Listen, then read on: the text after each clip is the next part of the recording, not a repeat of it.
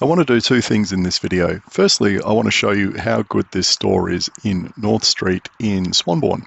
Really tasty food. But the second thing is I want to show you what it's like to get there. Now, we're going to start with the Cottesloe Council long-term bike plan. And the first street in the dotted red line, that's Forest Street. And I did a video on the existing shared path there and the quality of it. Then further across to the left, the dotted yellow line is Eric Street, where the council has just approved spending, I don't know, about $900,000 on building a new shared path along there. And again, I've done a video on that, and there'll be more to come. And the green line is North Street, and I want to show you what it's like riding up that street because it's really unpleasant. Now, I just realised I got my colour scheme there completely wrong. I should have made the first path green because it's a shared off-road path. I should have made the second one orange because it's an on-road bit of magic paint. And I should have made this one red because it's a bit of a shocker. Now, we started off by riding along the beach where there is a bit of magic paint to keep you separated from the cars. And then when you get into North Street, there's nothing. It's just your typical busy suburban street. And this does seem to get a heck of a lot of traffic. In fact, I saw more traffic on this street in this one ride than I've seen in all the rides I've done in Eric Street, I think, put together. I mean, it's okay. There's not a huge amount of cars here, obviously, but it was busier and the traffic seemed to be moving faster and there's a lot less road space.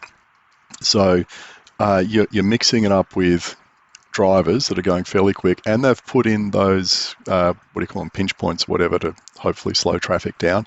And they've got islands, and here we go. Yeah, we had a driver overtaking as we came up to the island. Now, thankfully, I was pulling into a friend's house there to do a delivery, but I just wanted to show you there, again, how many cars were just zipping back and forth. Now, the topography along this stretch of coast is rolling, and you're cutting across it. So you're going, across one ridge line and then across another.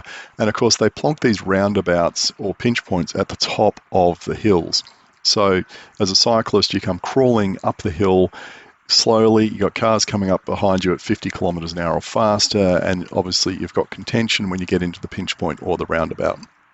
And I would not be in a hurry to go back and ride on this street. And this is why my opinion is the sooner they get a shared path built along Eric Street, the better, to give cyclists an alternative to using streets like this, because this was just horrible. And I was going fairly fast. As fast as the mountain bike would go with its low gearing.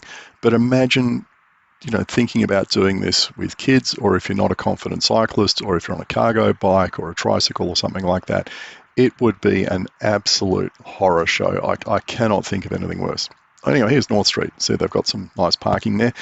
And they're pretty busy. They do good food here, if you like bakeries. And interestingly, they're so successful. Last time I was here, the paper was full of letters, people complaining about the traffic and the noise and people standing around drinking coffee and talking and waiting for their bread and all that kind of stuff. But anyway, back to those routes. My view of Eric Street is the sooner they get cyclists off the road onto a shared path, the better. And if that path isn't perfect, well, you know what? Compared to something like what there is there today, or compared to North Street, it is absolutely fantastic, and it can't happen fast enough. Crikey, I almost forgot to review both the bike parking and the food. Well, I cannot complain about the bike parking. 4 hoops, I think, is plenty. It's right next to the door. It's convenient. It's secure. It's everything you're asking for in cafe bike parking. What's the food like? Well, they've got a big range of baked goods, and it was all extremely tempting. As usual, I went for the pork and fennel sausage roll. And I've got to say, it's not quite as good as the one you get at the Burke Street Bakery. And there's 2 reasons for that. Firstly, I think they're a bit light on with the fennel. And secondly, I don't think they're baking as regularly as the Burke Street Bakery. Now, these are both super busy stores, but I think the advantage Burke Street has is they're baking more often because they possibly have more turnover of these sorts of things. And so therefore, when you turn up, it's the sausage roll or pie you're getting is probably just come out of the oven a couple of minutes ago.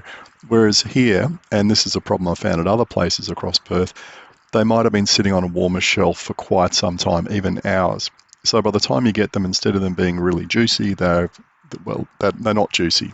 I'm not saying they're dried out, but they're just nowhere near as juicy as you get at Burke Street.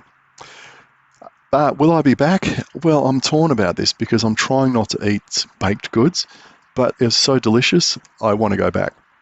But on the flip side, of course, riding up and down that road's an absolute horror show. So I think I'll be giving it a miss, unfortunately. I mean, they've got the good bike parking, but they don't have any safe bike infrastructure to actually get you to this location.